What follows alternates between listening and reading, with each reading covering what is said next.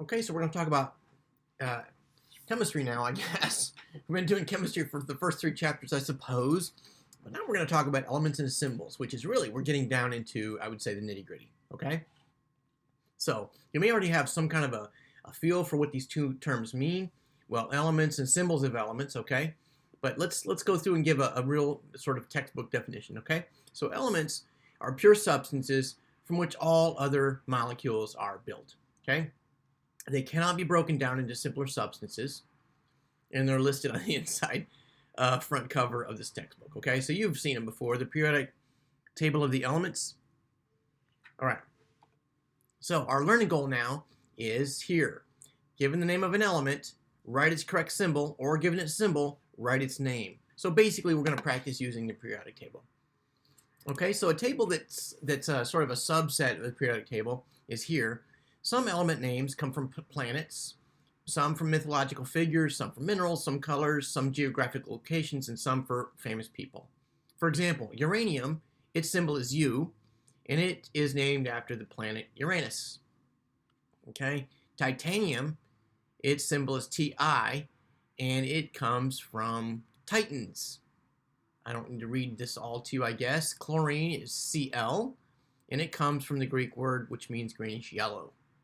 Right? I guess I don't need to read the whole thing to you, but it's kind of interesting to look down through this. Iodine is actually dark purple. Pure iodine as a solid is dark purple, and it comes from the Greek word which means violet. Right? And so this is where these names come from. Now let's introduce you to some more symbols. Some elements have 1-letter symbols and some have 2-letter symbols, right? And there's no really good reason why, other than that's just the way it is, okay? So we're never going to memorize those. We're going to look at a periodic table and go back and forth between it when you're answering these questions. All right, so here's some names and symbols of some common elements. I just showed you some other ones, but here's some. Aluminum is Al, argon is Ar, arsenic is As, gold, funny enough, is Au, right? Phosphorus is P.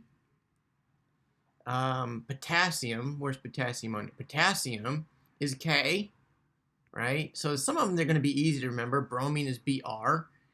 Aluminum is Al, right? But some of them are not going to be easy to remember. Potassium is K. That's kind of weird, right? Tin is Sn, right? That's kind of weird. Neon is Ne. I'd say that one's easy. Mercury is Hg. What? Yes. Yep. Hg is mercury. Lead comes from the Greek word for lead, which is plumbum, and it's Pb. Iron, actually that's Latin. I'm sorry. The Latin is plumbum, and the Latin for iron is ferrum, and it's Fe, right? So you can see that these are, again, you're not going to memorize these, but obviously the more comfortable you are with them, the easier this is going to be for you, okay? So some chemical symbols that come from Latin names, which I sort of just referred to in the previous table. Silver, which comes from the Latin for silver, which is argentum.